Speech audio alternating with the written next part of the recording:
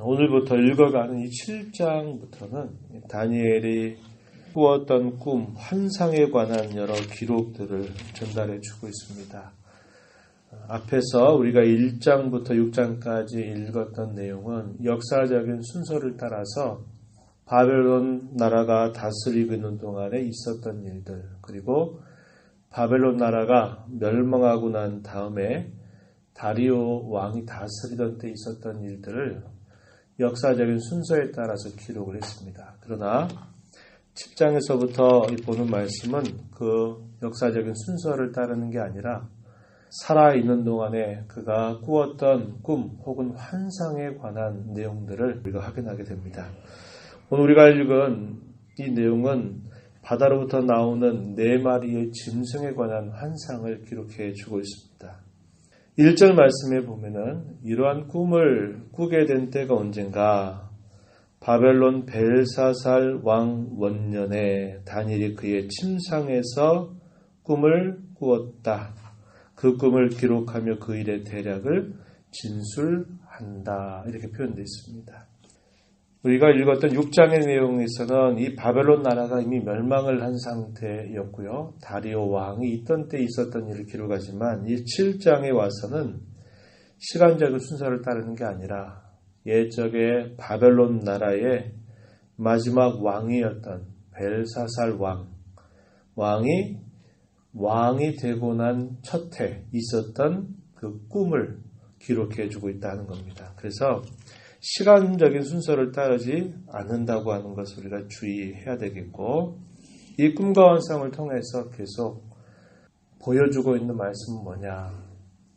다니엘이 다스리고 있었던 당시의 시대에 있게 될 일뿐만 아니라 그가 있던 시대에 장차 미래에 있게 될 일들에 관한 예언의 말씀을 이런 꿈을 통해서 하나님이 이야기해 주신 것입니다. 그래서 그가 살아있는 동안에 이방 땅에 포로로 끌려와서 어린 시절에서부터 이방의 궁중 생활을 하게 되지만 그가 꾸는 이런 꿈과 그 꿈의 내용들을 듣고 난 다음에 그가 바라보는 시선은 자신이 살고 있는 그 시대에 시선을 두는 게 아니라 하나님께서 장차 이루어 주실 영원한 나라를 향하여 그의 시선을 두고 자신이 살고 있는 시대만 바라보고 그 땅의 현실만 바라보는 게 아니라 영원한 세계를 바라보면서 살아갈 수 있었다 하는 겁니다. 그런 신앙의 자세들이 우리가 잘 살핀 것처럼 70여 년이 넘는 세월 동안에 언제나 한결같이 하나님을 향한 일관된 신앙을 가졌고 꾸준함을 갖게 하는 큰 힘이 되었을 것이다. 우리는 살펴볼 수 있는 것입니다. 우리 또한 마찬가지죠. 우리가 살고 있는 인생 70년, 80년, 90년 살아가는 인생만 우리가 보고 산다면 우리가 이 땅에 많은 어려움을 당하고 시련을 당하게 될 때 거기에서 우리가 영적인 싸움에 승리할 수가 없을 겁니다. 하지만 우리가 비록 우리의 인생의 짧은 시간들을 살지만 우리의 인생 넘어서 하나님께서 우리에게 이루어 주실 영원한 그런 미래를 바라보고 또 이루어 주실 온전한 나라를 우리가 소망 중에 품고 산다면 우리가 이 땅에 있는 여러 가지 시련과 어려움들 때문에 낭망하고 쓰러지는 것이 아니라 승리의 삶을 살아갈 수 있게 된다고 하는 것입니다. 이 땅의 잠시 잠깐의 보상과 즐거움을 위해서 살아가는 삶이 아니라 우리 하나님 앞에서 영원히 누리게 될 영광스러운 그때를 바라보면서 오늘의 고난과 오늘의 유혹과 오늘의 시련을 이겨나갈 수 있는 그런 위로가 된다고 하는 것입니다. 요한계시록에서 보여지는 많은 환상의 내용들과 이 다니엘서가 기록해주고 있는 여러 환상의 내용들이 세세한 부분들은 똑같지 않지만 그러나 주고자 하는 그 의미와 내용은 매우 비슷하다라는 겁니다. 그래서 우리가 이런 내용들을 볼 때 하나하나를 구체적인 뭔가를 따져가다 보면 미궁 속에 빠져버리게 돼요. 그러나 하나님께서 보여주신 환상을 통해서 왜 이런 환상을 주시는가 하는 것을 우리가 생각하면서 이런 내용들을 본다면 길을 잃지 않고 그 내용들을 통해서 주고자 하는 메시지를 잘 이해할 수 있게 된다 하는 것입니다. 그가 꾸었던 꿈의 내용은 바다에서 짐승 4마리가 나오는 꿈을 꾸게 된 것인데요. 그에 대한 기록이 4절에서부터 8절까지 이렇게 4짐승에 관한 묘사를 우리가 확인해 볼 수 있겠는데 3절에서 보면은 큰 짐승 4이 바다에서 나왔는데 그 모양이 각각 다르다 이렇게 표현했죠. 첫째 짐승의 모습은 마치 사자와 같다 이렇게 말해줍니다. 그런데 이 사자의 모양인데 그냥 사자가 아니라 독수리의 날개를 가진 사자의 모습으로 그려줍니다. 날개가 뽑혀서 사람처럼 2발로 서 있고 사람의 마음을 받은 모습으로 설명해 주고 있습니다. 5절에 가서 보면은 곰의 형상을 지닌 짐승이 바다에서 나옵니다. 5절에 다른 짐승 곧 둘째는 곰과 같다 이렇게 말하고요. 그 곰이 일어나서 많은 고기를 먹으라고 하는 명령을 받는 그런 모습이 그려집니다. 6절에 가서 보면 세 번째 나오는 또 다른 짐승은 표범과 같은데 그냥 표범만이 아니라 다른 모습과 섞여 있어요. 새 날개 4을 가지고 있고 머리 4을 가진 표범 모양의 짐승이 나오게 됨을 봅니다. 그가 큰 권세를 받는 모습이 그려지고요. 7절과 8절 내용에 보면 4번째 나오는 짐승은 10뿔이 달려있는 짐승의 모습입니다.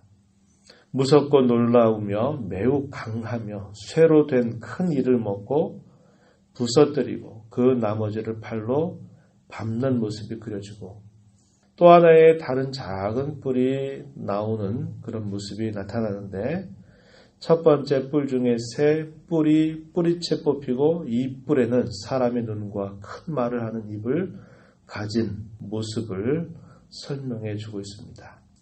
이 나오는 4 짐승들은 우리가 다니엘서 2장의 내용에 보면 바벨론의 왕이었던 느부갓네살이 큰 신상에 관한 꿈을 꾸죠. 머리가 금으로 되어 있고 가슴이 은으로 되어 있고 또 녹과 쇠로 되어 있는 큰 형상의 모습을 보는데 손대지 아니한 돌이 갑자기 날아와서 그 신상을 부셔뜨리게 되는 꿈을 꾸게 됩니다.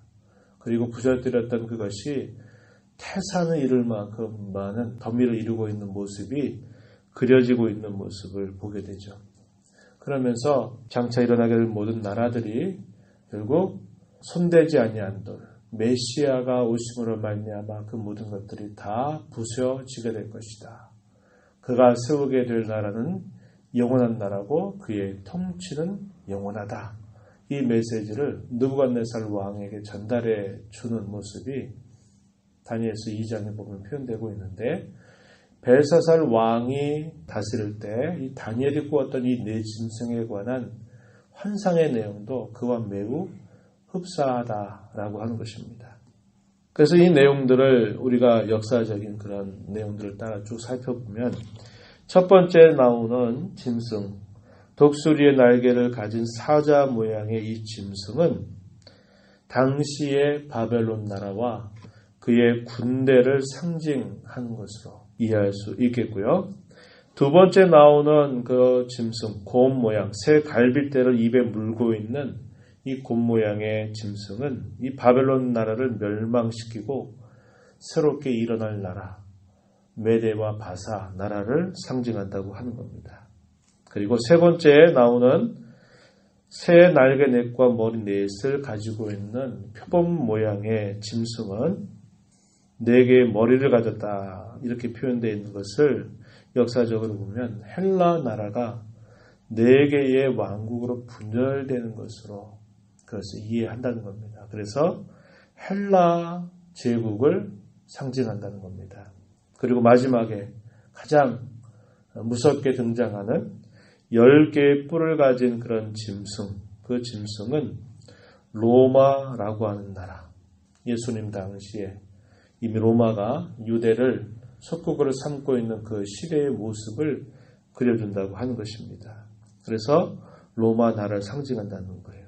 큰 신상에서 보여주고 있는 것들도 바벨론 나라의 왕 느부갓네살을 상징하다가 메데와 바사 나라, 헬라, 로마라고 하는 나라를 하나하나 보여주면서 그 모든 나라들을 다 부셔뜨리게 될 일들이 하나님께서 예비하신 메시아를 통해서 일들이 이루어질 것이다 하는 것을 말했는데, 역시 여기서 나오는 네 짐승의 경우에도 똑같이 바벨론 나라, 그 이후에 일어나게 될 메데와 바사 나라, 그리고 헬라 제국과 로마 제국, 이것을 상징적으로 이렇게 보여주고 있다는 겁니다.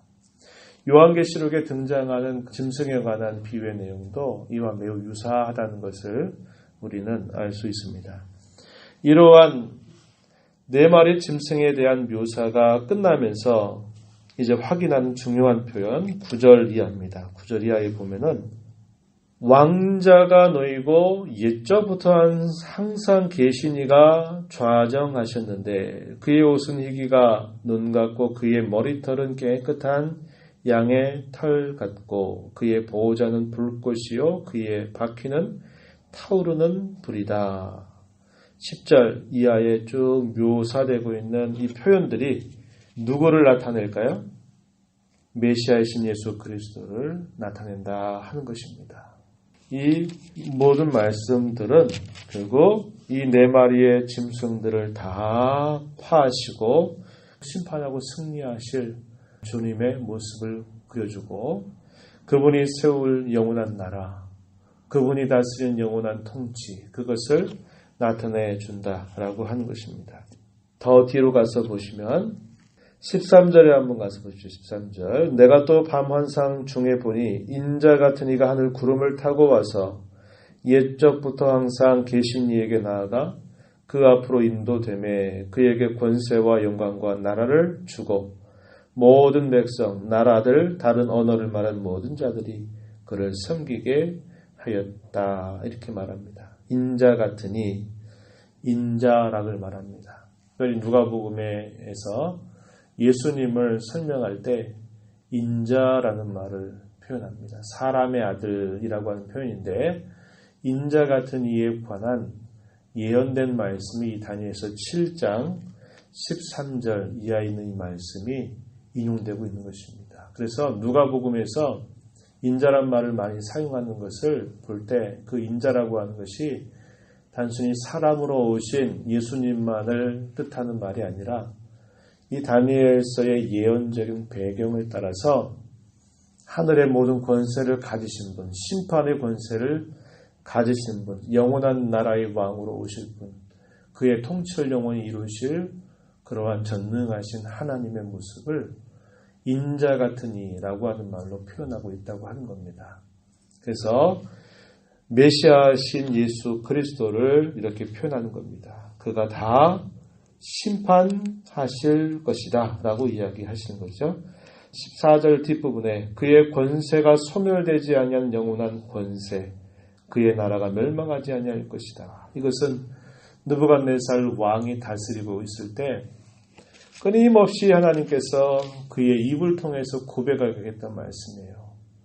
하늘의 참된 군주, 그 하나님의 나라는 영원하고 그의 통치는 대대에 미칠 것이다 라는 것을 다니엘뿐만 아니라 당시의 세상의 최고의 권력가였던 군주의 입을 통해서 조서를 통해서 이것이 공표되도록 하나님께서 역사하셨던 것을 보게 됩니다. 그것이 곧 하나님께서 세우신 영원한 나라, 그것을 말해주고 있다라고 하는 것입니다. 지상의 나라는 흥망성쇠를 거듭하고 역사 속에서 마침내 사라지게 될 것이고 때로는 거대한 힘을 가지고 그리스도인들, 예수 믿는 사람들을 핍박하는 일들이 있어도 마침내 다 지금까지 사라져 버렸던 것처럼 이 모든 나라들은 결국은 다 사라지게 될 것이나 하나님께서 세우시는 천상의 나라, 그 하나님의 나라는 영원하고 그분의 통치는 대대에 미치게 될 것을 우리에게 보여줍니다. 저와 여러분이 우리의 인생의 짧은 삶을 살아가지만 예수 그리스도의 공로로 말미암아 우리를 그날의 백성 삼으신 것이 얼마나 감사하고 기쁜 일인지를 우리는 다시 한번 확인합니다. 그래서 구원으로 말미암아 우리에게 온전히 이루어 주실 그 영광스러운 미래를 우리가 확신함으로 말미암아 언제나 하나님 앞에 감사하는 삶을 살아 마땅하다는 것을 배우게 되고요.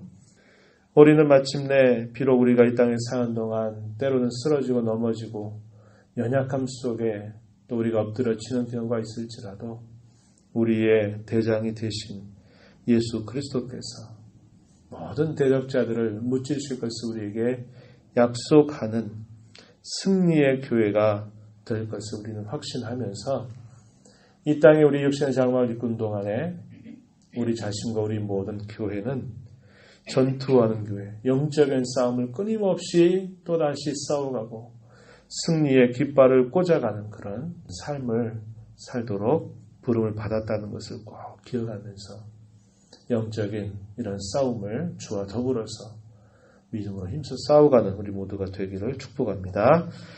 하나님 아버지 감사드립니다.